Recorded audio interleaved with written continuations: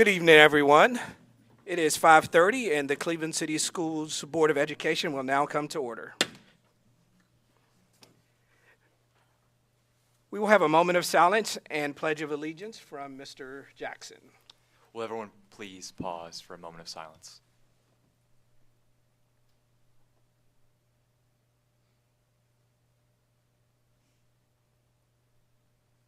Thank you. Will everyone please stand for the pledge? I pledge allegiance to the flag of the United States of America and to the republic for which it stands, one nation, under God, indivisible, with liberty and justice for all. Thank you very much. Thank you, Mr. Jackson. Ms. Wheeler, do we have any public comments? We do not. Thank you very much. All right, before we begin, I want to take the time to welcome Ms. Lynn Voles, Executive Director of BCPEF, here with us tonight, and all of our other guests. I also want to read a statement here for you. The Cleveland City Schools Board of Education is committed to providing high-quality education to all students and to working collaboratively with the community to achieve this goal. As chairman for the Cleveland City Schools Board of Education, I'm committed to running an orderly meeting, running an efficient meeting, and treating everyone with respect. Board members will be provided an equal voice for all matters, should communicate through the Director of Schools for addressing his staff. Reminders for parents and the community: the Board of Education policies can be found on the clevelandschools.org website. When there, just click District Board of Directors and select Board Policies. Our meetings are not public forums. However, the board has made accommodations for a city resident, Cleveland City Schools employee, or parent guardian of Cleveland City Schools student to address the board in a couple ways. School Board Policy 1.404, which includes two options, which includes two options along with the requirements listed. Those options being appearing before the board via a pre-meeting request and addressing the board on agenda items via same-day request.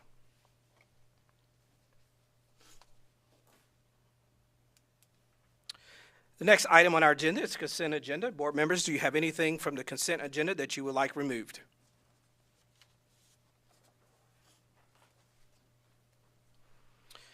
Thank you. I would like to make it an opportunity available to accept the consent agenda as presented and in your agenda. Mm-hmm. Do we have a second? All right. Ms. Wheeler, you call the vote, please. Peggy Pesterfield? Yes. Jody Riggins? Yes. Nate Tucker? Yes. Renee Diamond? Yes. Matt Coleman? Yes. Andy Lay? Yes. Motion passes. Thank you. Next item on our agenda is the director's update. I'm going to turn it over to you, Dr. Elliott. All right. Thank you, Mr. Tucker. As you know, everybody, it's a very busy time, so I'm just going to run through some big events that have been happening lately and a few things still to come as we wind down a wonderful school year. This past month, we had several things going on, and we had a special called meeting right after our April early general meeting. We had a special call meeting focused on facilities and growth and had a good discussion and a vote regarding our community schools in the future for Cleveland City Schools. April 11th, Cherry's Jubilee in Cleveland City Schools had 100% of school participation with an entry from every school. So thank you to all our teachers and staff who did that. I appreciate that. April 14th through May 2nd, we just have finished up the end of the year state assessments. Hats off to all the teachers and administrators who pulled that off and our students for all the hard work this year. I was able to attend a couple of sessions during April. In April, I went to the Tulsa New Superintendent's Academy and able to meet several superintendents across the state, and that was a good time to network with those individuals. April 21st, we did have our CTE banquet. Thank you to Mr. Stevens and his team for pulling together a tremendous event over at Cleveland High School. Later in the month, I was able to also attend the Independent Municipal Schools meeting. That's all the school systems that are in the city school systems in the state of Tennessee, and that was very insightful for me. And then April 23rd, our Graduates of Distinction ceremony was held in the Betsy Vines Theater, and we have a very impressive group of 4.0 students, and Jackson over here being one of those. April 24th, our CCS staff and families came together for Blue on the Green. We had the biggest crowd that we've had so far for our Blue on the Green events at the Greenway with Wits Custer and the petting zoo out there. Our kids liked it, and I think the adults enjoyed that as well too. So, April 25th, BCPF hosted the Gifts, Grants, and Gratitude Luncheon. It's always a superb event, and Lynn Voles and her team did an excellent job, so that was fantastic. Also that afternoon, we went over to Arnold for the City Tree Board, celebrated Arbor Day, and Mr. Coleman led us through that, and we were able to plant a tree there at the end of the field at Arnold. April 28th, Cleveland High School conducted its senior awards night at First Baptist. Many scholarships were handed out and awards to our class of 25, and then Yates Primary was our host school this month for the school board breakfast, and we had school board members and city council members join us and tour the school. And Ms. Bishop and Mr. Price and the team, excellent hosts that day. Just quickly, our school events coming up left, some of the big events. This week, CMS Spring Band Concerts tomorrow night. CHS Art Arama is on Thursday afternoon. Graduation this Friday night at 6 o'clock over at Raider Arena. And then after that, our elementary and middle school continue on with some exciting events. The citywide elementary track meet, Janice White Memorial Elementary Track Meet, is on May 12th at Cleveland Middle. The musical at Cleveland Middle School is 2 weekends from now, so check that out. Staff development will be on the Friday of May 16th. The CMS Awards Night will be hosted over at Westwood this year on that evening of May 19th. And then elementary 5th grade nights, there's several during that last week of school, and our final day of school is May 23rd. Yates Primary School is our featured school this month, and we'll hear more from them in just a few minutes during our spotlight time. But on Friday, we had a fun time going over and celebrating with seniors who walked through the Yates. But after that, we honored our champions of the month. The student, Nathan Ordonez Hernandez, and kindergarten teacher, Lindsay Hughes, were our champions of the month, and we were able to visit with them. They're doing great things, and it was quite an honor to recognize them going above and beyond.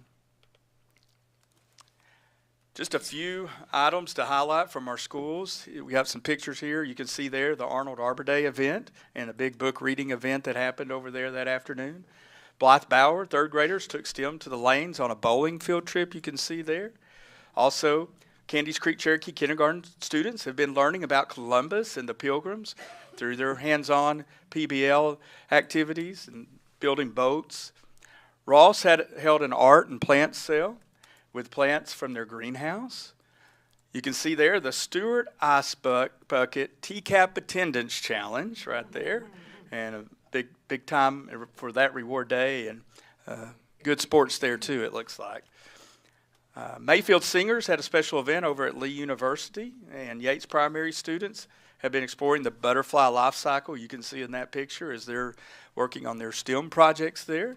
And then a 5th grade open house was a success over at Cleveland Middle School. So a lot of great things happening around our schools last month. I won't show you this video, but I did want to highlight it. There was a CMS lip dub video that was created last month, and tremendous job by all sorts of individuals, from students to the staff to community people helping out. And it's a fun video to watch all our students and the activities that are going on. See if I can move. There we go. And then on Friday of last week, really moving into May as we ended April and jump-started May, we had our senior walk at all our schools. And over at Cleveland Middle School was the first stop of all our seniors. And they walked through the halls at the middle school, and as they ended their time at Cleveland Middle, they huddled up for a picture here, and it's a really good picture. So congratulations to the class of 2025. And that's my director's update. Thank you, Dr. Elliott. Are there any questions, comments? All right, next on the agenda. Next on the agenda is teacher tenure, and this will be a voting item, board members.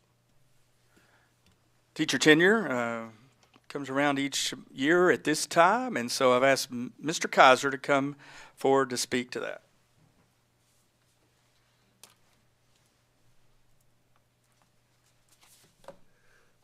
Good evening, Board. You have a list in front of you of individuals who are eligible for tenure this year. Those folks have met the requirements, the statutory requirements to be eligible for tenure, which includes evaluations demonstrating an overall level of effectiveness of above expectations or significantly above expectations during the last 2 years of their probationary period. This would be based on their 2023-2024 scores. So we bring that list to you for your approval. I'd like to make a motion to approve the teachers, tenured teachers. We have a motion. Do we have a second? We have a second. Ms. Wheeler, call for a vote. Jody Riggins, Yes. Nate Tucker, Yes. Renee Diamond, Yes. Matt Coleman, Andy Lay, Yes. Peggy Pesterfield. Yes. Motion passes.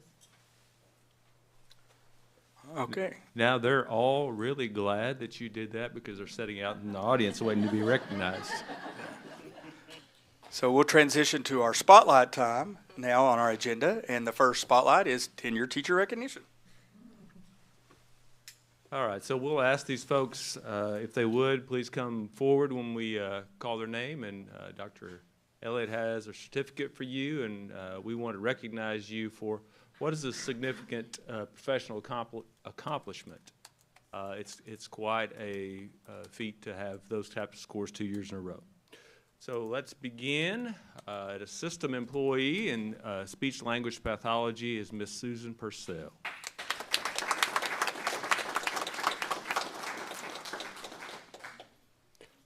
And we'll get you to stay up and we'll do a picture after we get done. Next is 4th grade teacher at Blythe-Bower Elementary, Miss Chris Berger.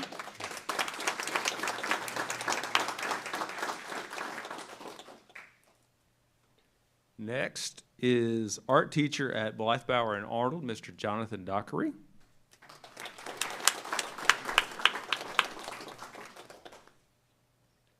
Next is 2nd grade teacher at Blythe-Bower Elementary School, Dorian Franklin.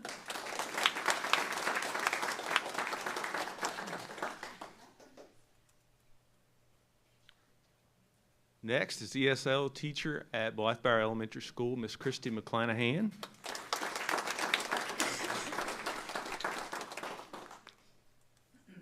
Next is Morgan Judd, 5th grade teacher at Candies Creek Cherokee Elementary.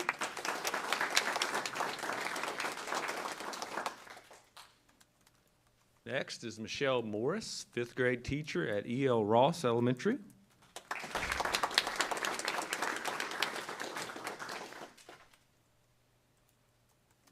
Next is Mr. Jay Garcia, being tenured as a music teacher at Stewart Elementary School.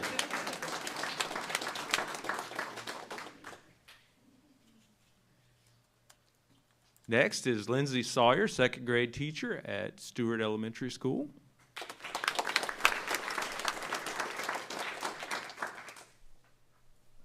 Next is Casey Heibarger, operations at Cleveland High School.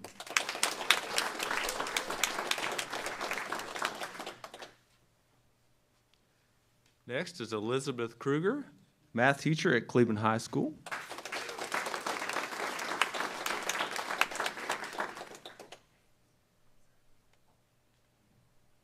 Next is Miss Audra Olinger, ESL teacher at Cleveland High School.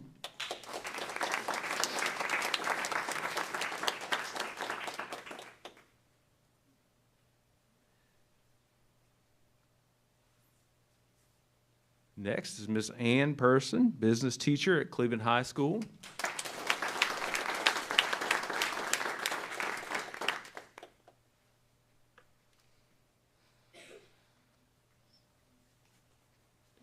Next is John Weiss, a math teacher at Cleveland High School.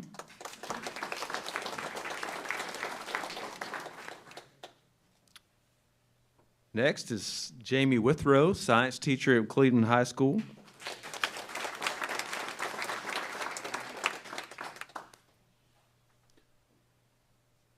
And then next is Chad Buckner, facilities and operations at Cleveland Middle School.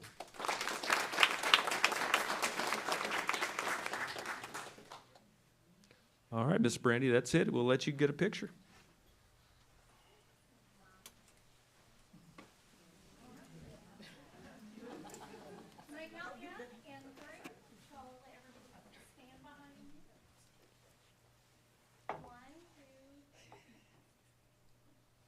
Congratulations.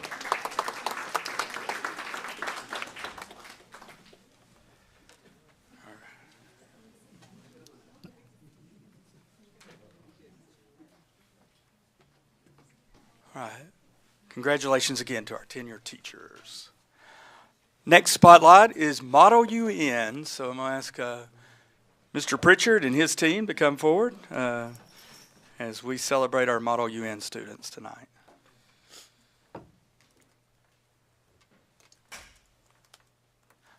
Ms. Phillips and Ms. Davis, welcome.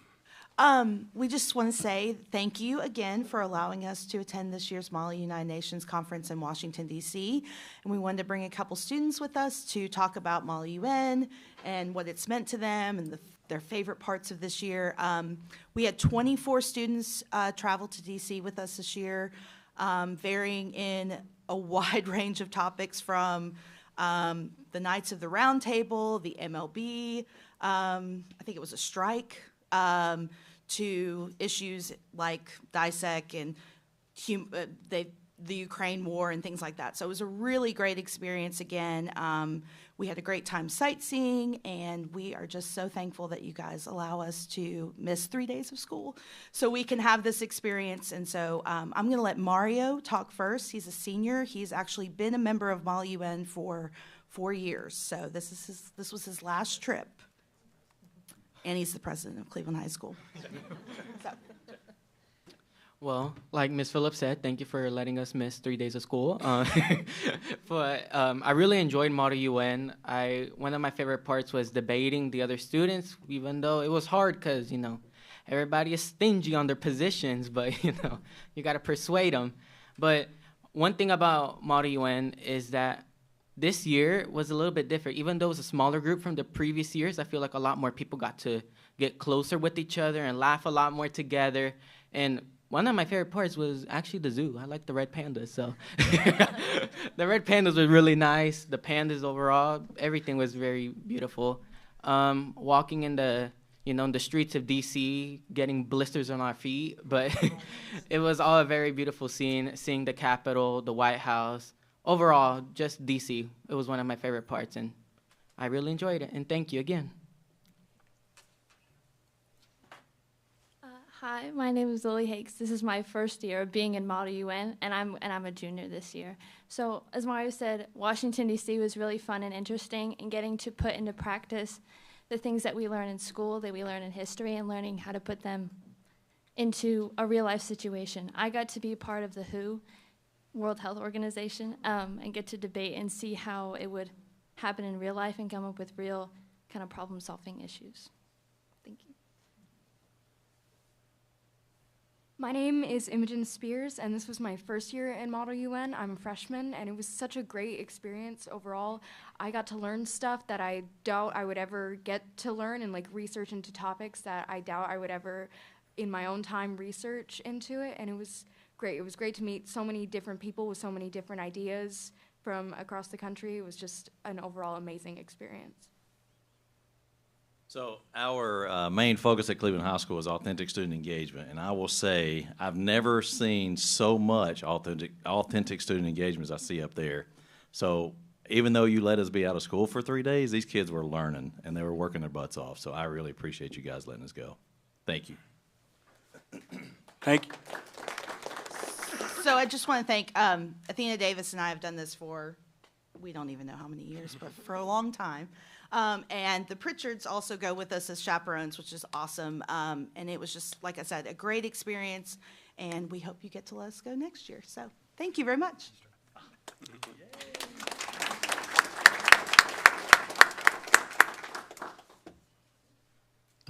Any questions? Any questions? Photo. Yeah, we'll get a picture here of your group here.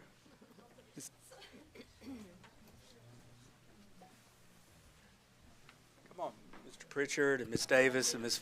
Phillips.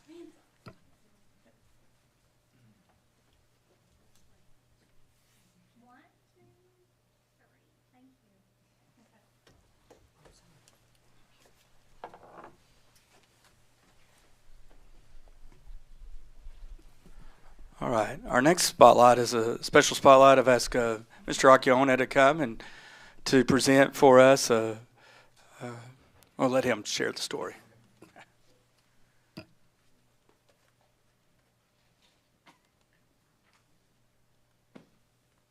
So as many of you know, we were in a season of testing, and the last thing you want to do on a testing day is call an ambulance. So that happened on April the 22nd, our first day of testing, and I thought I would let Mr. Bolaños, who is not only a firsthand account of this, but also kind of the subject of our call, share the experience. And we've got two very unique students we want to honor tonight after you hear Mr. Bolaños' story. Thank you. First of all, I want to thank my Lord and Savior Jesus Christ for allowing me to stand here before you this evening. It is only by His grace that I'm able to do so.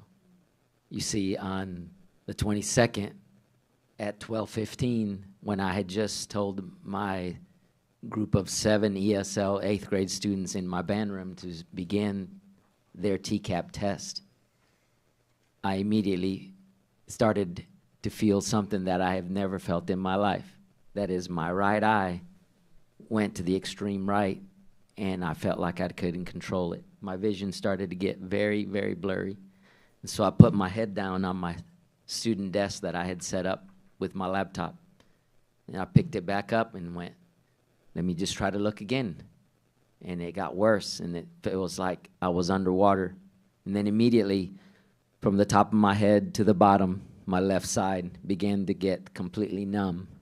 At that moment, I knew something was extremely wrong, and I told myself, something's going wrong here. You need to get help. And so I tried to stand up, and I was very dizzy, and I told the students, guys, I need you to go get help. I'm getting very sick, and I need some help. Nobody moved because they are ESL kids. You see, what's crazy is that in 1986, I came to the United States of America as a 7th grader, also knowing no English, not knowing that right before my 50th birthday, the ESL kids would be the ones to save my life. And so I spoke to them in Spanish, and I said, niños, estudiantes, necesito tu ayuda. Me estoy enfermando. Algo está muy mal. And then immediately they all ran out of the room to go get help. And I could hear them. And one of them I heard talking to the other ones and said, oh my gosh, I thought he was just kidding, in Spanish, because you see, the day had gone just great. We had taken our first test. During the middle, we had taken some time to even play a ball game in the middle of the band room, as we had some time to do some activities and kind of relax, go get lunch, come back. And so these girls ran into action immediately. I could hear them banging the door next door and calling for help. And teachers came, and within 2 minutes, I believe there was 2 AEDs ready to shock me. I was still breathing, so they didn't have to do that. I was thankful for that. But I couldn't see, and I could tell that something was wrong. Coach Sakarzik, who used to be a fire chief, took over immediately and, you know, with his instinct, just started doing all the tests he knew. And the EMT got there quickly. They called an ambulance. And within an hour, I was down at Child Memorial in the emergency room. I remember the neurologist doctor telling me, Caleb, you've had a stroke, and it's still happening. And I can give you this medicine that will stop and reverse the stroke. And you are within the time that I can give it to you. There's 4 hours from the time that it started. And she told me the risks. And she said, can I give you this? And I said, yes. And so she gave it to me. And then immediately, I began to feel better. What's crazy is that that same day is exactly 4 months of my dad passing away from a major stroke in Costa Rica, where he couldn't get help fast enough. And I'm just so thankful that these students rushed to help, and I'm still here. I spent 3 days in ICU, and then they said, I think you need to go home. The doctor said, you're doing so good, you need to go home. And that's a miracle. I've told the students, most people that have the stroke like I did, right in the middle of my brain, in the thalamus is where it happened, right in the center. Most people that have what I had happen, they don't get to leave the hospital like I did. They leave in a box. Or they're being pushed in a wheelchair by someone else because they can no longer walk or speak or need some help 24/7 for the rest of their lives. So again, only because of the grace of God am I here. And I can't thank these girls enough. There are not enough words in Spanish and in English that I can put together that mean enough thanks for what they did for me.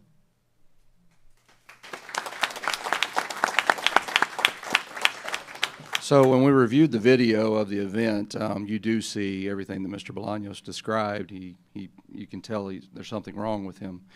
And when he is speaking to them, we can't hear what he says, but then he says something, and you see these two ladies right here in the video take off like a shot.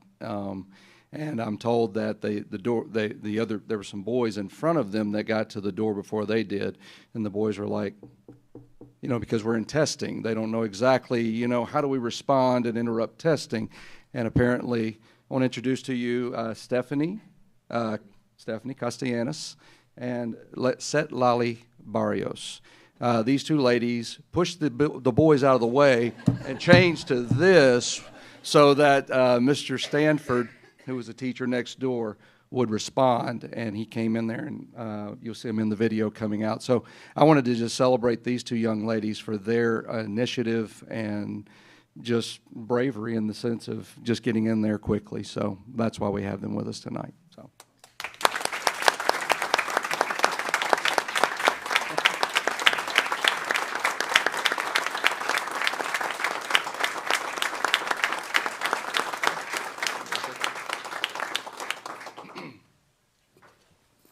Yeah, we'd love to have you guys come up here to get a picture with us because we want to honor you for you responding to that emergency like that and helping Mr. Bolaños out. So thank you, girls.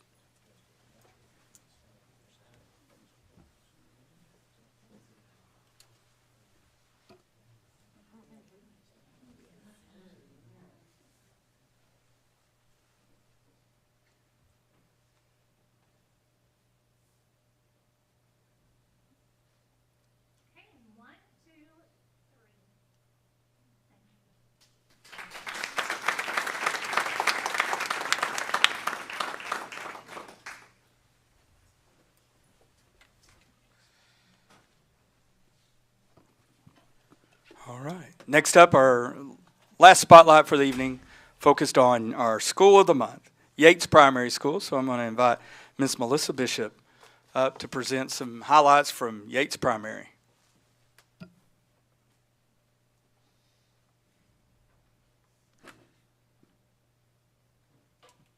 I've also asked Mr. Price, our assistant principal, to join us tonight, as he's just as integral part of our school.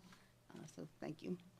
I want to thank you for allowing us to talk tonight about Yates Primary, for visiting us this past week, and just highlight our school and spotlight some of the things that we're doing. Also, I want to thank Dr. Elliott and his team for all the help that they have been this year as a first-year principal.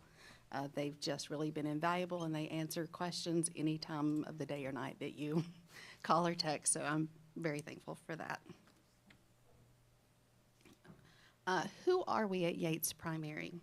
With so many new faces this year, Mr. Price and myself have been focused on building our culture at Yates Primary. Our theme this year was "We are all in this together," and our faculty has truly pulled together to be a family this year. As you see on the board, we've got 12 new faces to Yates Primary, which is astronomical for a school that's always been very traditional and not had a lot of turnover.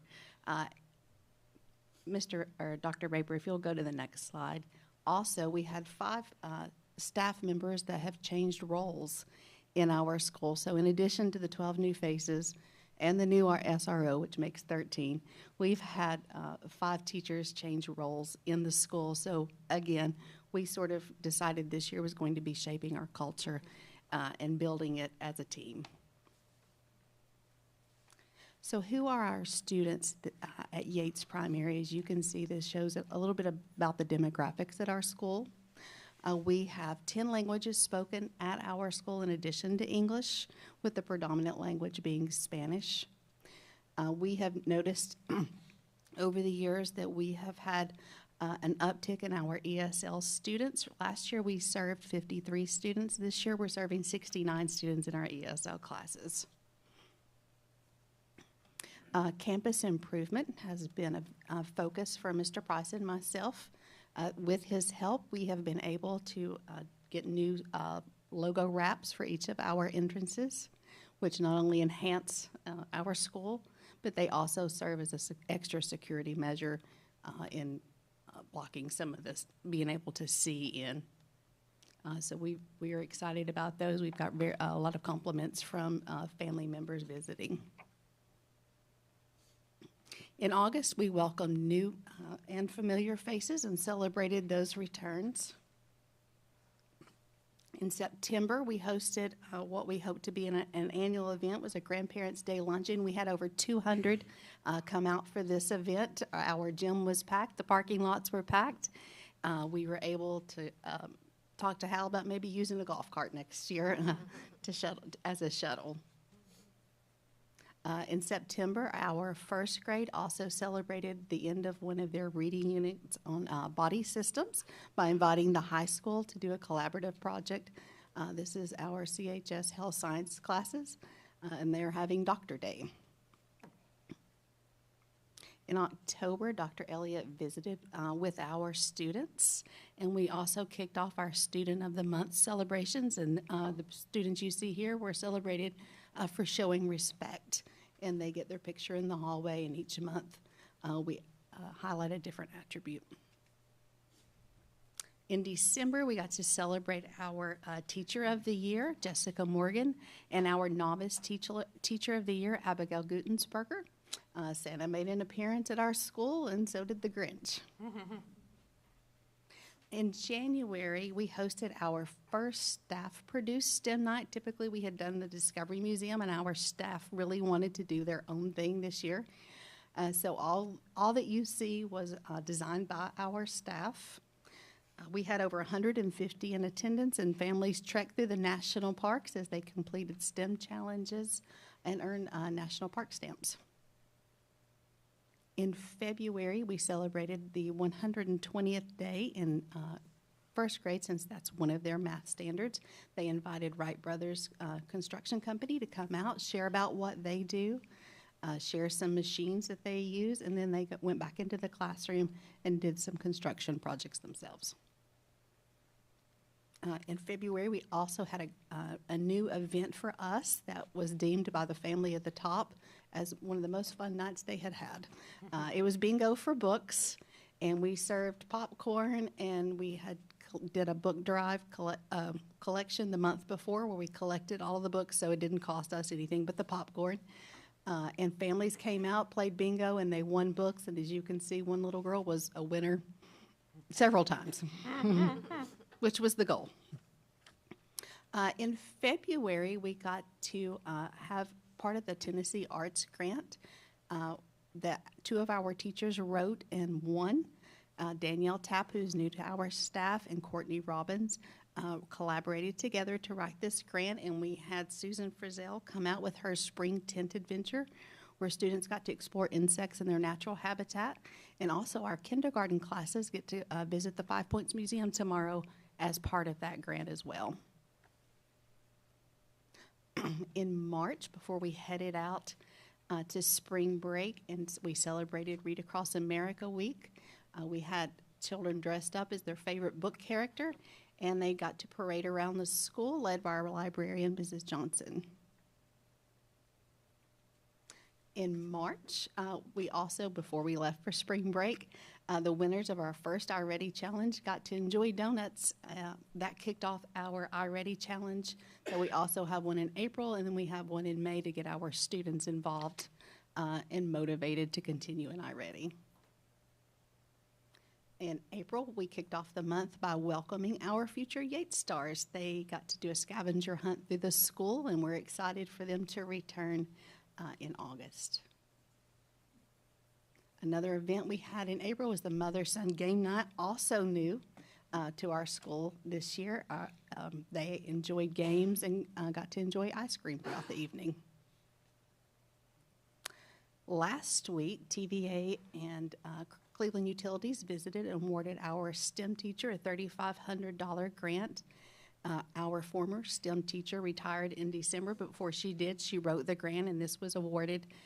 They came out and awarded it to our current STEM teacher, which was the Ozobots, as you can see pictured in the lower side of the slide. She's already ordered them, and she is implementing them in the classroom. Kids love them. She invited me in to see it, and they just really enjoyed it. And finally, our second graders are excited to become Ross Rockets. As they begin to transition to Ross Rockets, we look at the 5 Rocket Ready goals, which is empathy, kindness, respect, responsibility, and teamwork. And as teachers feel those students have displayed those traits, they get to earn what's called the Rocket Ready bracelet, and then they're pictured on the Rocket Ready wall. We have about 3 students per class per week that earn that up through the end of May, and that gets them excited and ready to head over to Ross, which they will visit this Thursday night after the music program. Thank you for letting us share.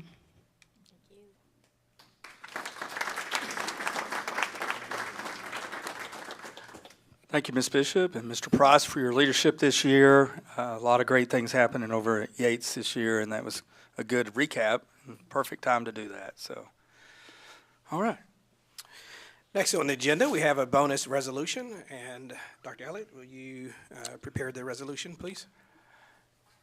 Yes. Tonight I bring to you a resolution that we need to submit to the state before June 1st, voted at a board meeting, and then signed by myself and the board chair after that event. And this is in recognition of the Education Freedom Act of 2025 and the Section 4 of that act that honors the opportunity for us to receive $2,000 for public school teachers across Tennessee, to receive a one-time bonus of no less than that $2,000. So in order for us to receive those funds for those eligible teachers in our district, we must submit our resolution. So this is the resolution that I'm proposing tonight for us to adopt. Upon adoption, a vote, I will submit this to the state, and then later in the summer, once all the rosters have been verified and across the state all the resolutions have been reviewed, then that money will become available in early fall, probably, when it's reality there for our eligible educators. And those eligible educators are the teachers who are engaged with our students in the schools for K-12 education, our pre-K teachers that are on our staff, and our counselors. Those individuals would be eligible for this. So here is the statement. I'll read it, and then if anybody has any questions, we'll have those comments. To whom it may concern, on behalf of the Cleveland City Schools Board of Education, I'm writing to formally affirm our intention to participate in Section 4 of the Education Freedom Act of 2025, as passed by the Tennessee General Assembly during the first session of the 114th General Assembly. We acknowledge that the Education Freedom Act of 2025 includes a provision for one-time bonuses of no less than $2,000 for public school teachers across Tennessee. In accordance with the requirements outlined in Section 4 of the Act, the Cleveland City Schools Board of Education affirms our intent to participate in this program and accept the associated state funds to issue these bonuses to our dedicated educators. Dr. Elliott, are you presenting this resolution to the board for consideration? Yes, this is the resolution I bring to the board for consideration and approval so I can continue on to submit this to the state. Board members, do you have any questions? All right, I would like to entertain a motion to accept the resolution as presented. So moved. Do we have a second? I would like to accept that. Do we have a second? Have a second? Ms. Wheeler, will you call the vote? Renee Diamond, Yes. Matt Coleman. Yes. Andy Lay, Yes. Peggy Pesterfield, Yes. Jody Riggins, Yes. Nate Tucker. Yes. Motion passes. Thank you. Next on the agenda, we have the 2025-26 budget presentation. Dr. Elliott, I turn it over to you. Okay. Good evening, and tonight we are focused on the 25-26 budget. As we're preparing that budget, we've gone through several steps in the preparation process. So just a few things to kind of bring us up to speed on the budget. First of all, we operate out of 4 separate budgets, similar to 4 different bank accounts, if you could look at it that way. Our general purpose budget, that's our operating fund used for the daily operating cost. Federal programs budget, those are our title funds, IDEA budgets that we work out of. Our food service has a budget, and then we have a sales tax capital projects budget, and that's the local 1/2 cent sales tax referendum revenue that we've been working out of for several years now, thanks to our city and our taxpayers for that. So how is Cleveland City Schools funded? Just a reminder that 82.7% of the funds are for salaries and benefits for our individuals. Also, we have textbooks and maintenance and utilities that make up the rest and a big chunk of our budget there. So local taxes, state funds, city funds, and also federal funds help us out there. So how is the budget created? We review the current data and our priorities, and of course we go back to our strategic plan as we look and move forward. We hold meetings in early second semester with department staff leads, leadership, principals, certified and non-certified staff committees. We have a family advisory council that I had an opportunity to meet with and get input. And then we, in March, late March, we held a board retreat. And we went over priorities and discussed components related to the budget from the input that we had. And over the last few weeks, we've pulled that information together and bring to you this budget for approval tonight. I know we shared this with you a few days ago for you to look over, but tonight we come for that process, this budget to be approved, and then the next thing is, after it's approved, then we share this with our city council to continue on their budget process to be approved for the city budget. This year, TISA funding, our state funding model, for us in Cleveland City Schools increased over this past year. And in July 2024, the final TISA amount that came in for the beginning of the new fiscal year was $42,935,779 for TISA. March was our first estimate for this year. Again, these are estimates and continue to give us an ideas for budgeting purposes. We'll have, again, July 2025. When that rolls around, that will be what will set us on our trajectory for the new year. But what we're looking at is an estimated increase of $1,820,025. So, and as I explained, we are working with this estimate until those final numbers are always finalized in July. We'll get another update as we go here the end of this month, and one as we get closer to the middle of summer when July 1 rolls around. Other funding sources, just a reminder, we project an increase over the fiscal year from our other funding sources such as property tax, local option sales tax, city general fund transfer. That's $246,406, $323,824, and $223,420 from those. So all that to say, first of all, is those are we're headed in a positive way, and so that's encouraging for what we're looking at when we talk about the budget. So the revenue summary, again, the state of Tennessee provides about 2/3 of our funding in this general budget that we're looking at tonight. For perspective, I thought it would be important to recognize what a classroom teacher pay is as you're looking at a budget and if you consider additional positions. And so these positions, for instance, if you take a teacher salary at a bachelor's level for 5 years, if you look at the salary scale, that would be at $56,548. However, we also need to remember the benefits and health insurance and other items that go along with that. So it brings the total cost in a budget to $75,023 for a teacher with 5 years. So just putting that into a perspective there for budgeting purposes. Cleveland City Schools, we received state rankings a couple of months ago. And this past year's based off of 2 years ago, really, 2024-25 salary scale, that's this year, sorry about that. The bachelor minimum ranking we're at number 4 across the state of Tennessee. So that's a testament to the board and their vision to bring our salaries to be very competitive across the state and this region. Our bachelor maximum on the maximum ranking is at 20. If you're at step 10, you're at 26 across the state. The master's minimum ranking is at number 4 across the state. Maximum at 20 and 26 again for a master step 15. And that's 141 districts. That's just about every district across the state. So that's good news to see. So as we received input and we discussed and had meetings with everybody, these were 3 of the primary or priorities that came to the top.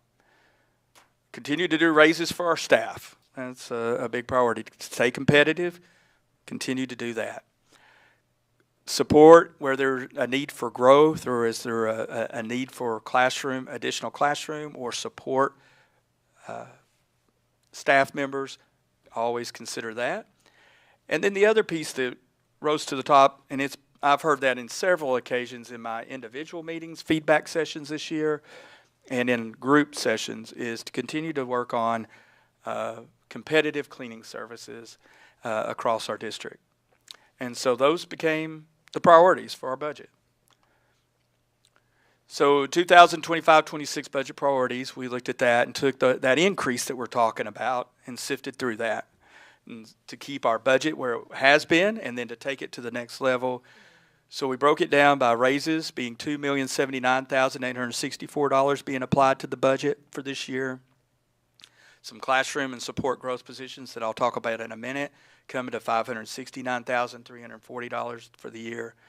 And then to review our contract with the cleaning services, we discussed that at the last board meeting, and that increase is $714,263. So with those 3 priorities, that led us to the last component of us to discuss. And this was referring back to the bonus that we just talked about this year. The board has been very generous the last few years to give a one-time bonus for those years. I know there's going to be some years we might not be able to do that, but we're thankful for it when it does happen. So we would like to request in this that for those individuals that do not receive or are not those eligible educators to continue this 1 year for a one-time bonus again for the $500 that they've netted, very similar to what they've done in the past. We think that would be a good way to do that. That will be for classified staff. That would be for an administrator. Those are those individuals that aren't in the eligible educator boat that we will draw down the money for the state. So in this budget includes the one-time bonus for those individuals that do not qualify for the eligible educator state bonus. As I mentioned, the 2025-26 positions that we're adding, teaching positions.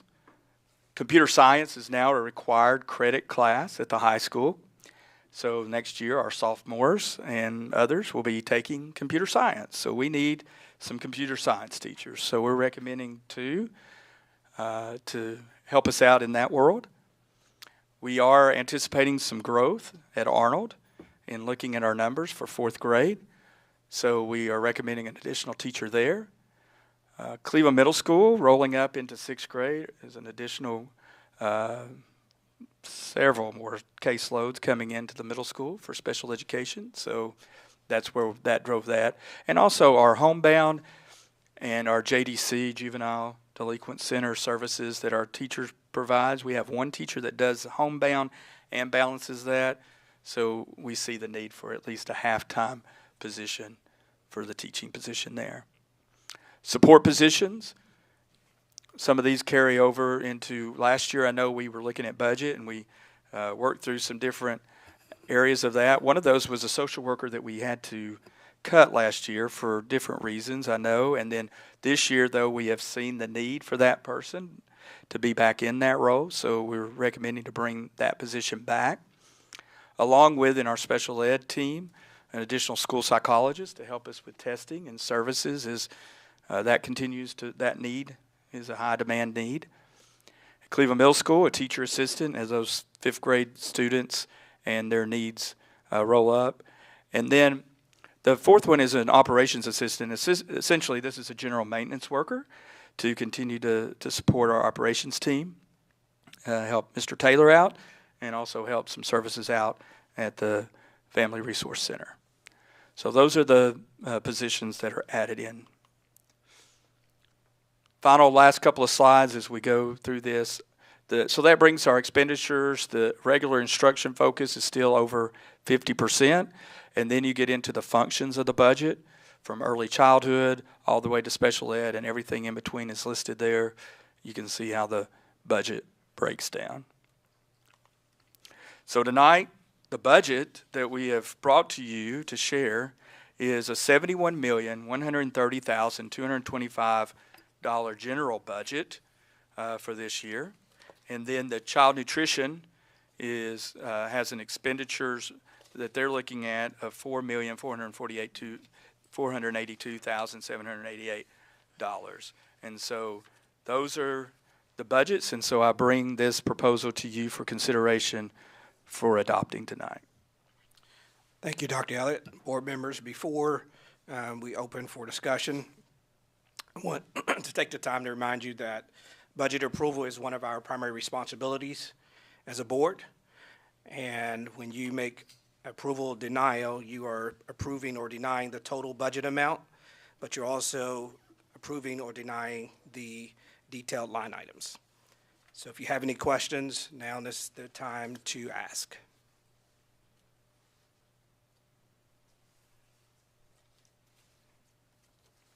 Any questions? Going once, going twice, going three times.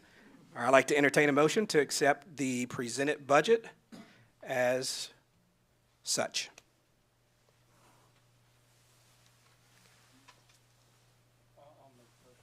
I'll second. We got a first and a second. Ms. Wheeler, will you call the vote? Matt Coleman. Yes.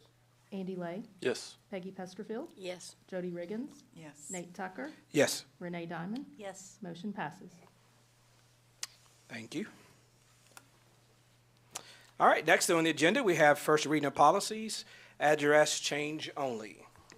I'm going to turn over to Ms. Diamond for that policy.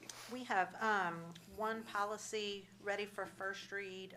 It is a change of address on policy 6.3041 from our Mouse Creek Road office to our Raider Drive office.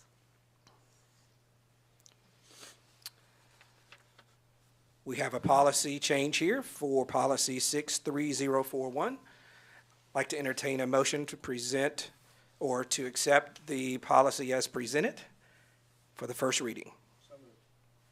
Matt Coleman? Jody Riggins? So we have a first and a second.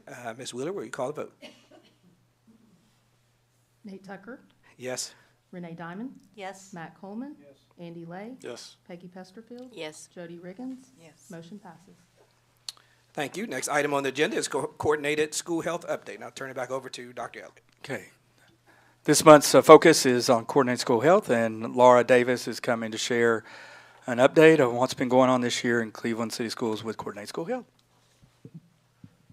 All right, well, good evening, board. Thank you guys for letting me be here today and to present this to you. This is my 7th year in coordinated school health, and this is my first time to share. So I just kind of want to give you guys some highlights about what I do in coordinated school health. So first of all, coordinated school health, our work is kind of grounded in the Whole Child Initiative. It reminds us that for students to succeed academically, then we have to support their mental, their physical, their social emotional health, and keep them engaged. To put it simply, healthy students are going to be better learners. All right. So there are 8 components of coordinated school health, and so you can see those there on the slide. Health education, physical education and physical activity, health services, nutrition, counseling, psychological and social services, healthy school environment, staff wellness, and family and community engagement. And together these complete just a system that is designed to support those needs of students. And we have some really great teams in Cleveland City Schools that support several of these components. And so I'm very fortunate that I don't have to do all of the work in those areas. I work very closely with a lot of our teams, our nutrition, our family engagement, our mental health, social emotional learning. Those components, we are very blessed. So I'm going to kind of go through each one and kind of tell you what I do in those roles. So health education. This year, we've expanded student engagement through programs like Healthy Horizons, the Life Maze, and Kids on the Block. We've partnered with Breathe for Change to bring yoga into our schools, and we have one certified instructor at the high school, and she has actually been going out and doing some staff wellness with our staff on her own. And then also, we have another one that wants to go through the training for next school year. So just trying to bring some of that movement and using that for de-escalation purposes and things like that. So the other thing, like with health education, probably one of the most powerful moments this school year was whenever we brought Steered Straight to Cleveland Middle School and Cleveland High School. But at Cleveland High School, if you were there, we had about 30 students who came down, and that's the center slide there. The speaker spoke about vaping, the dangers of substance abuse and misuse, and about 30 students came down out of the bleachers in front of all of their peers and turned in their vapes. And so I think it was like a very life-changing moment. And one of the things that really, and it still kind of gives me cold chills, is to see the other students and the support that they gave those students, then also the administrators. You know that there's been follow-through there with those students. So that was a very powerful moment. Physical education and physical activity, so that's the cornerstone of health in our district. One thing we introduced this year was Team Up Tuesdays, and that's where myself and the health educators in our community, we went into our physical education classrooms and we just tried to support those teachers. We spent the day with them or spent the morning with them or something, and just really tried to support them and to understand what their needs might be. We've also, whenever I was teaching PE, the Deb Hart cross country meet and then the Janice White Memorial Track meet, those are 2 things that we kind of started several years ago whenever I was teaching PE. So those are, I still like to be a part of those things, the celebration movement as well. But then professional developments this year that Coordinated School Health is kind of set up and offered. EverFi, which is a online platform for health education.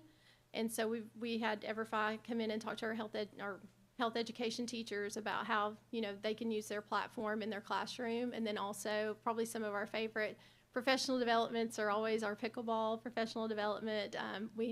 brought in archery this year, and then we're going to be doing nine square next Friday, so that's always fun. Health services. I work a lot with our school nurses, and I'm very proud of the work that they do. This year, our school nurses have been incredibly busy, as they are every single year. And you'll notice that number there at the top. That was at the end of April. They have had over 27,000 visitors to their clinic this year. 27,000, I think that's amazing. So 16,000 of those were for illness and injury visits, and then 11,000 were medications administered. So they play a very important role in our district. In February, we really launched a campaign to increase our telemedicine usage, and as of April the 30th, we've offered over 103 telemedicine appointments and completed 57 of those. So these school nurses are working hard to increase access to health care for our students. Healthy school environment highlights, and this is something whenever Mr. Bolaños was speaking about, you'll see the picture there is us a couple of weeks ago in March. We were doing a drill, and so that's what one of our drills looks like, and the response team that comes to any emergency. So this is kind of, whenever I was listening to him, this is kind of what he would have expected to see and kind of the scene. We do that in all 9 schools, and we are Project Adam certified in all 9 of our schools. So, and even here at the ESC, we ran a drill. But Project Adam, if you're not familiar with Project Adam, it is a national program that ensures AED readiness in schools. And this was founded after the tragic death of a high school student during a basketball game. His name was Adam Lamel, and there was no AED on site. And so trying to keep up with the AED program, we have 50-something AEDs in our district. And so we, that's a big part, is trying to make sure that those are maintained, our batteries work, our pads are current, and so because it would be very important in a situation. This year we've also restocked our Epi for School supplies. So every school in our district has Epi Junior and adult epinephrine available in two sites. We also this year, with the board policy, have introduced Narcan, and so we've placed emergency cabinets beside two of our AEDs, our main AEDs, where those could be needed, and we've placed Epi and Narcan in those, so that the emergency meds are there with the AEDs. We had Dr. Workman from Peerless Peds come over. Since the program began, the AED program, we have kind of changed how we view when AEDs could be needed, and we've added AEDs. So he walked through at CHS with us this past year, and we've decided on some new placements, so those are more accessible. Some were behind still, like in an office where it may be locked after hours, and we lock a lot more of our doors now than we did 10 years ago when this program started. So we're thankful for that partnership.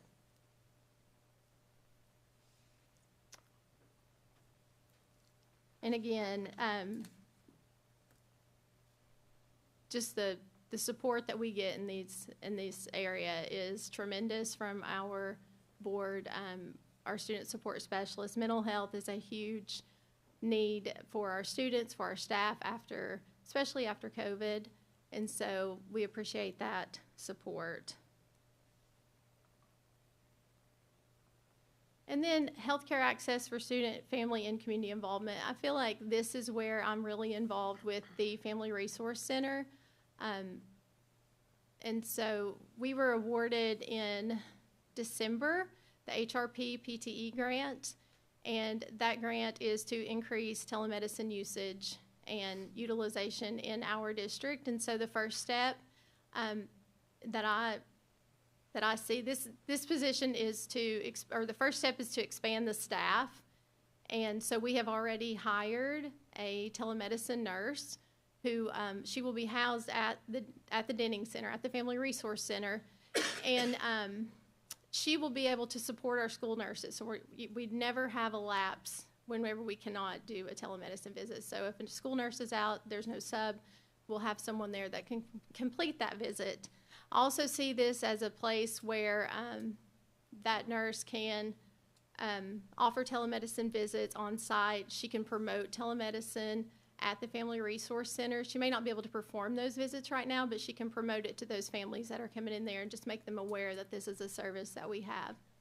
And then from there, expand our services. So maybe we could offer some morning walk-in visits for those students who maybe wake up sick, so they're not reporting to school sick, but they can still be seen. One thing that I think is important to kind of note about our telemedicine program is that our telemedicine program, you may think of your telemedicine program that you have with maybe your insurance provider, and it is just a face-to-face, and that's kind of the only assessment that you get. Our telemedicine services, we are able to provide flu, strep, COVID, and urinalysis. And then we also have equipment where the nurse practitioner on the other side of the screen is able to see inside of your ears, your nose, your throat. You can listen. We have a Bluetooth stethoscope where they can hear your breath sounds and all of that. So it's very comprehensive, and you're going to have a definitive diagnosis whenever you finish with your telemedicine visit. So a lot of our families are, you think of it and you think of that, just that face-to-face and trying to assess that way, but we have a very great assessment system. And then the next thing with this HRP grant is to expand our partnerships, collaborate with local healthcare providers, and to try to bring something into the Denning Center. And again, we talk about the big vision for that, maybe having a walk-in clinic there. But that's, we're still in that first step and just trying to explore what our options could be. Staff wellness highlights.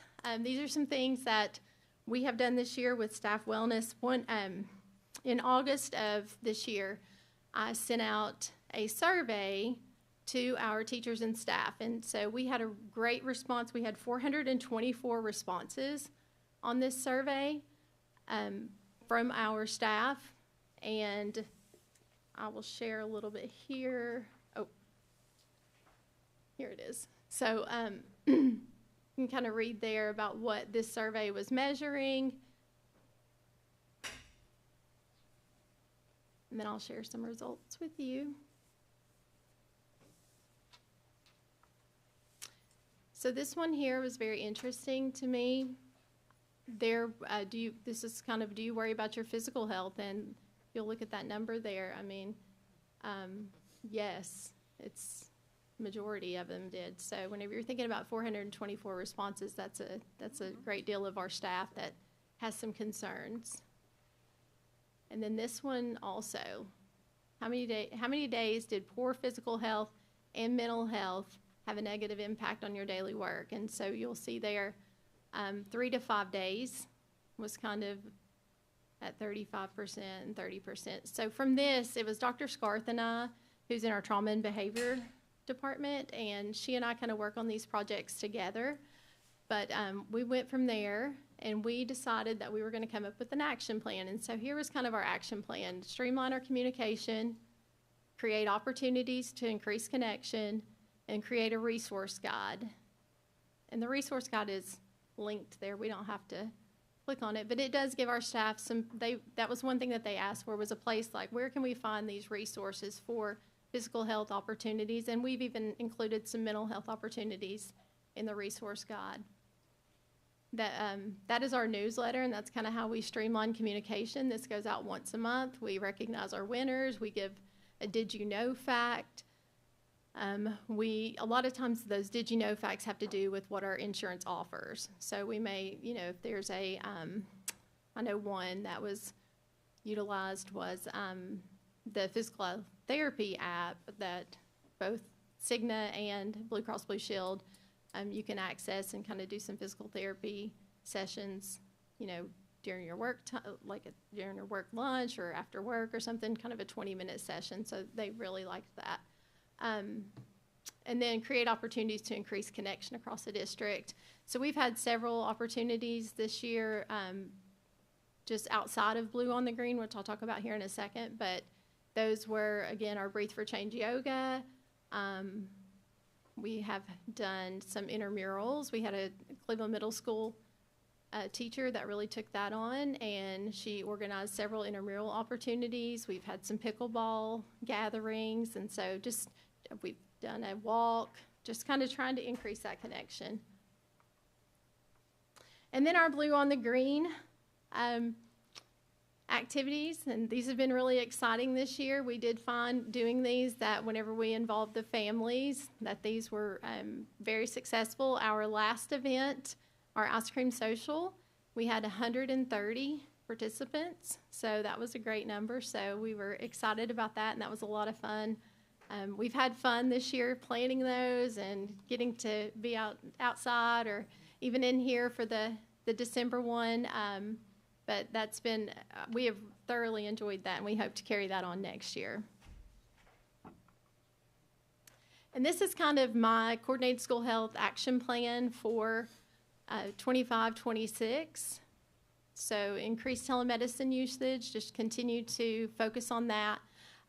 Integrate health education opportunities, and I personally would like to find ways to get into classrooms. I kind of miss being with students, and so to get back in the classroom a little bit and find some opportunities for health education. Healthy school team engagement. Healthy school team is something that I feel like we need, I need to utilize and to figure out how we can pull this group together to really come up with some ways to support our schools and our students there. A physical activity challenge of some sort, a district-wide one. And then, just like tonight, just kind of provide an annual wellness report for our stakeholders. And the last thing here is kind of a challenge for our board. Dr. Elliott, he tasked me with applying for the Tennessee's Healthier Schools Challenge earlier this year. And so part of that, it's through the Tennessee School Board Association, and it's in conjunction with Coordinated School Health. And so one of the big things is that I have to have 50% board participation. So I'm going to give each of you a bingo card. And if you would just try to work through some of that and try to be a lead, I call it lead the way wellness bingo. And so there's some things on here. It's not all physical activities. There's some other things that kind of your social health, your mental health, your physical health, and all of those things. So I hope that you'll participate, and that we can be awarded part of this challenge. So, an award. But here you go. You can email that to me whenever you've completed it. You can get a bingo, or you can fill it all out, however you'd like to do it. Thank you. You're welcome. Can we expand the challenge to all administrators as well? So this is actually going to go out in our newsletter to our staff. I'm going to have to change a few things because some of them are more board appropriate. But after that, yes, they get a challenge every single month. Our newsletters have challenges. So a couple on there that I mean, if you have any questions about any of them or anything, we have, we talked about staff wellness and everything. We have a Zend in at Mayfield and at Cleveland Middle School right now that you're welcome to visit to fill a square. School Nurse Day is May the 7th, so you could always thank a nurse there. So there's several things that I hope you'll do. Yes, ma'am. I would like to compliment Miss Pesterfield and Miss Riggins. Your blue is lovely today. Yes. Oh, there you go. She's already started. Perfect. Do y'all have any questions? I do have a comment. I'm sorry, Yes. we can't accept that. That wasn't on the agenda. It wasn't authentic. No, thanks for doing this. It's exciting what you're doing, and I'm excited to see the results of the impact you're making. Okay, So. thank you. Thank you. All right, thank you, Ms. Davis. All right, looks like on the agenda we have student representatives update, and that is Mr. Jackson Azaron. Good evening, everyone. I'm Jackson Azaron, and this is my final report. Our band has been very busy this past couple of months, earning straight superior ratings and the Elite ASB DA Band of Distinction Award. The CCS band also had their spring concert and presented with the Tennessee Band Masters Association Sweepstakes Award. Our CHS choir had their spring concert. Ebony and Ivory, as well as Symphony, were directed by Ms. Ferguson, and our Renaissance Show Choir was directed by Mr. Atha. We've had a lot of award ceremonies this past month, including our Graduates of Distinction Day, recognizing our 4.0 grads, our Senior Awards Night, where scholarships and class awards were given, our CTE Awards, and also a really fun thing is we had some signs put in our yards. We had our signing days, including our academic and our athletic one. Here on the left, you have a lot of our athletes choosing their future homes, and then a lot of our vols on the right. And then my favorite Cleveland tradition I've ever been a part of, our senior walk. It was a great day. We got into the gym, we got our yearbooks, and we got to appreciate our classmates, learn reverence they went to college. It was the first time I had been inside Yates and Ross in a very long time, and hugging lots of teachers and clapping hands of all these kids. It was really emotional for me, and I really appreciated that day. There's a lot going on.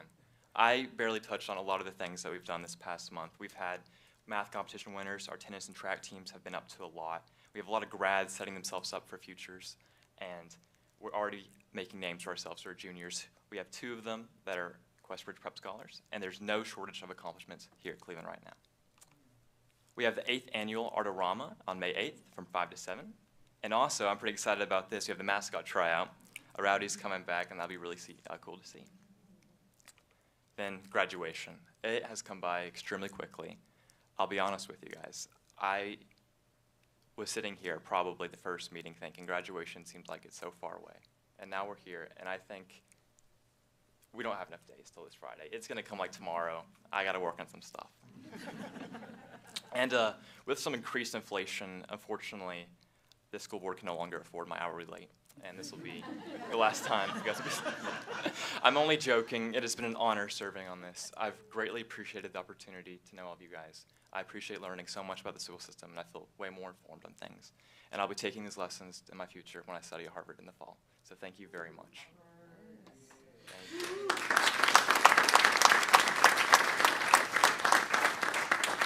Mr. Jackson, we do appreciate all you've added to our school board meetings this year.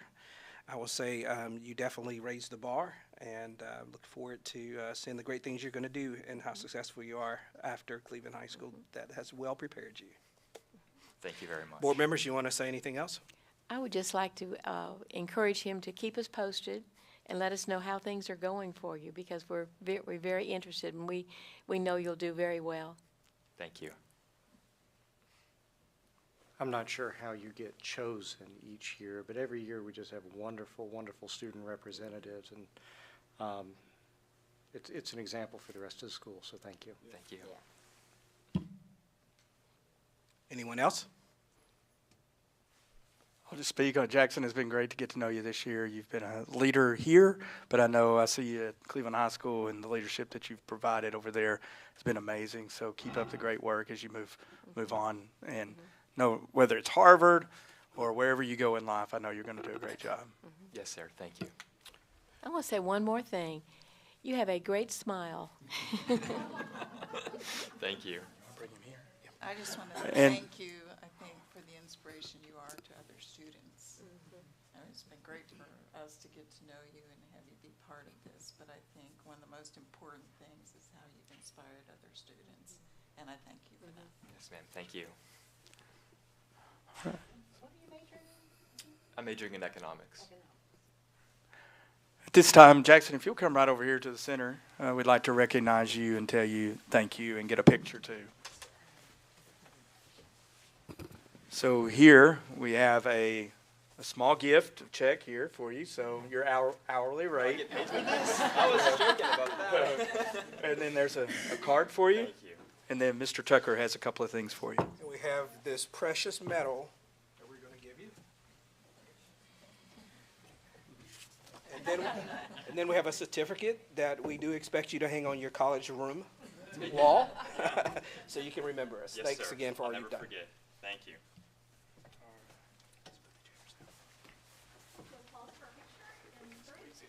We're going to get our crew.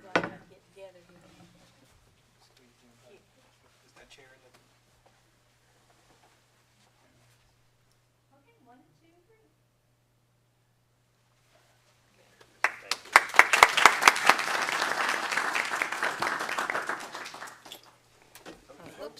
I'll ask Hal Taylor to come on up to the podium as we move on with our agenda to the facilities update.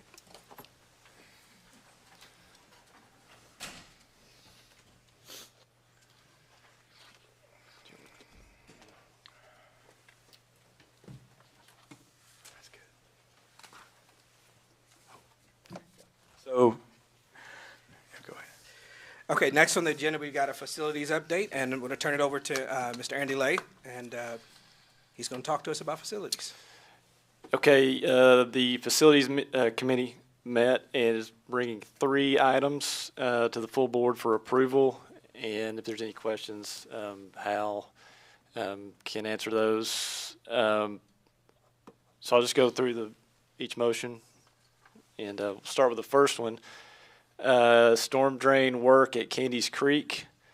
And I move that the board approve the request from the adjacent property owners to fill in the storm drain located on the edge of Cleveland City Schools property at Candies Creek Cherokee Elementary, contingent upon the work being completed in accordance with the stormwater plans approved by the city of Cleveland.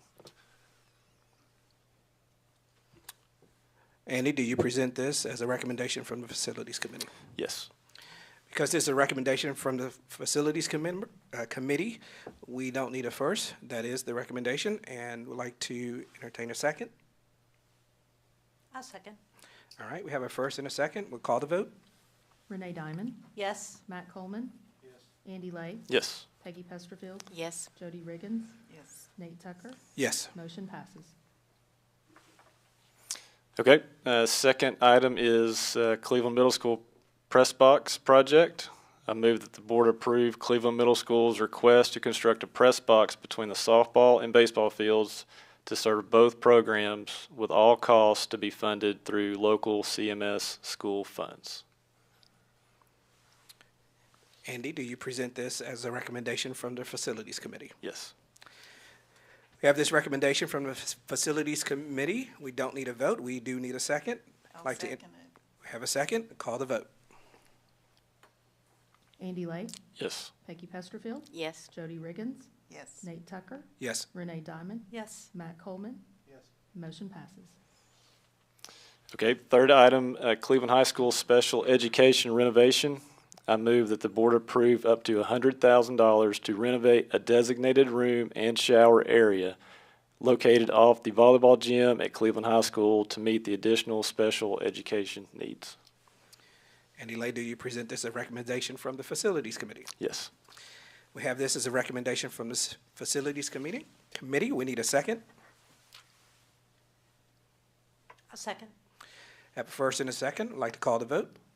Peggy Pesterfield. Yes. Jody Riggins. Yes. Nate Tucker. Yes. Renee Diamond. Yes. Matt Coleman. Yes. Andy Lay. Yes. Motion passes.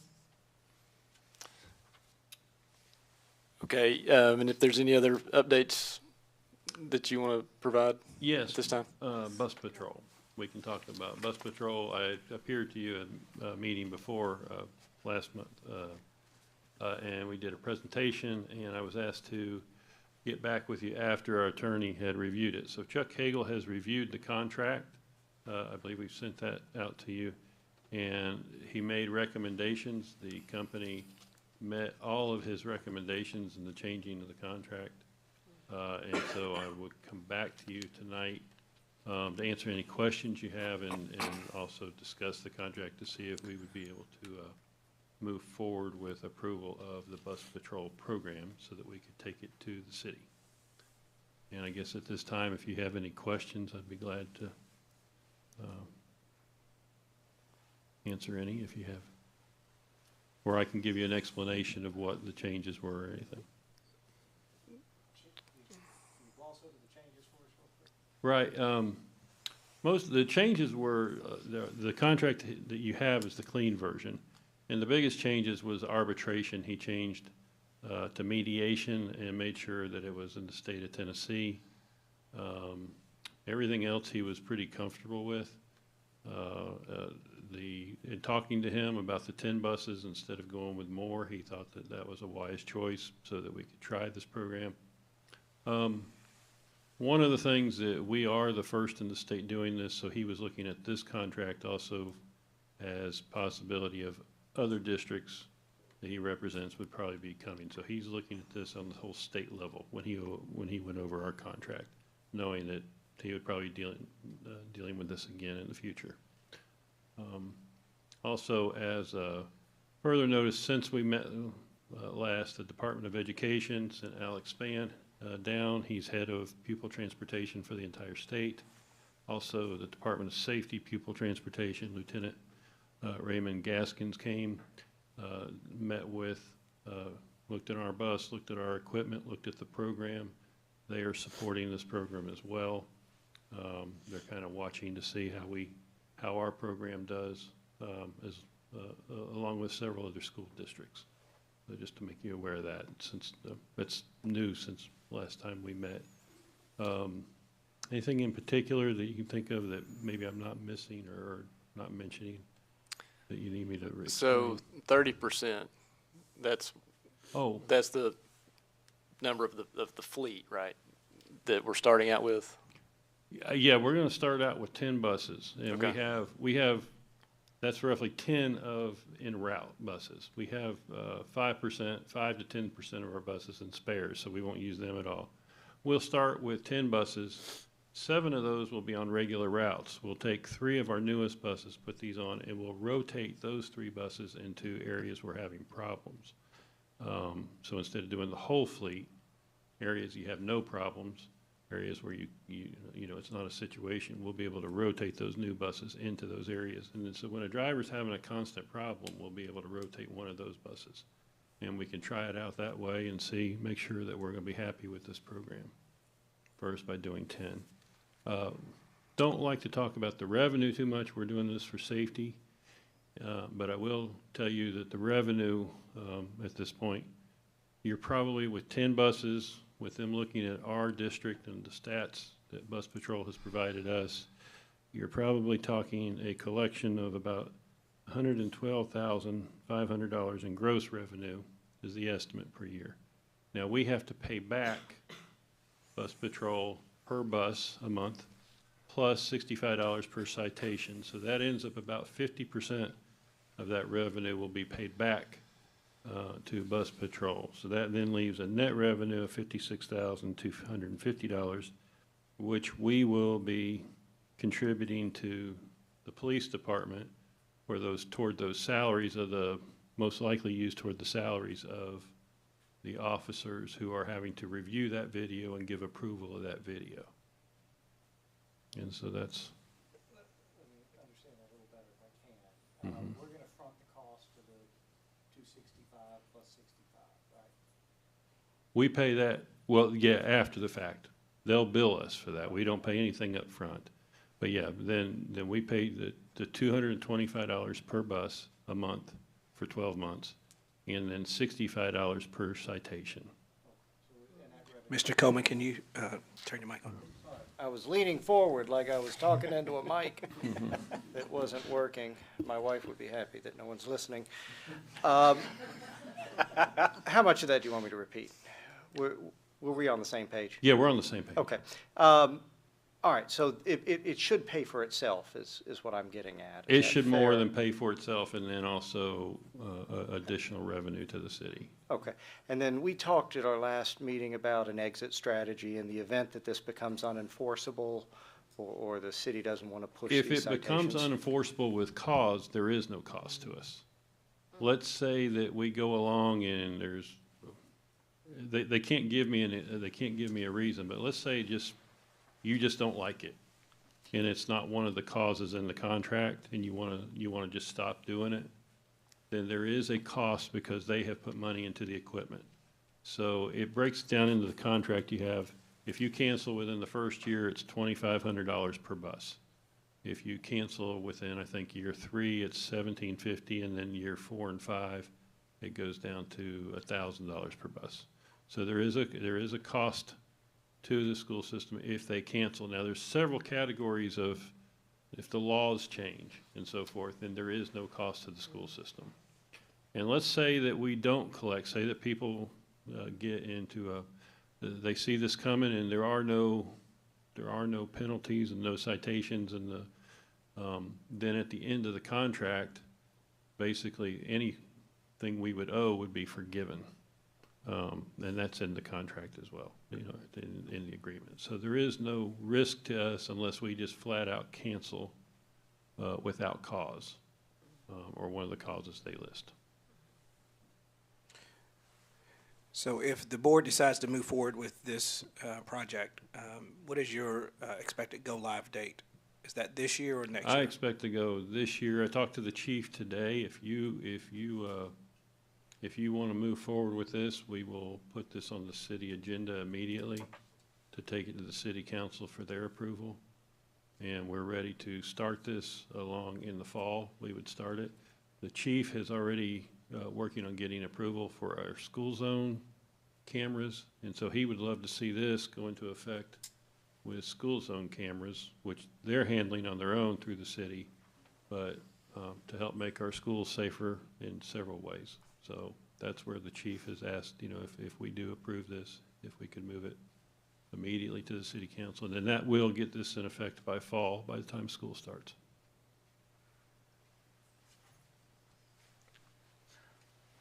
So if there's no more discussion about that, I'll bring that as a proposal to approve this contract this evening, and then we will move forward with going to the city council and getting that approved so we can move further with this bus patrol beginning in the fall. All right, board members, we have a proposal. I'd like to entertain a motion on the proposal as presented for the bus patrol contract. So moved. We have a first. We have a second. Second. Have a second. Andy is the second. Ms. Wheeler, will you call the vote? Jody Riggins. Ms. Riggins. Yes. Nate Tucker. Yes. Renee Diamond. Yes. Matt Coleman. Yes. Andy Lay. Yes. Peggy Pesterfield. Yes. Motion passes. Thank you. All right, next on the agenda, we have legislative updates, and Mrs. Ingram is she's not with us tonight, but is there anything that anyone else want to provide as an update? All right, we'll move to adjourn this meeting at 7:02.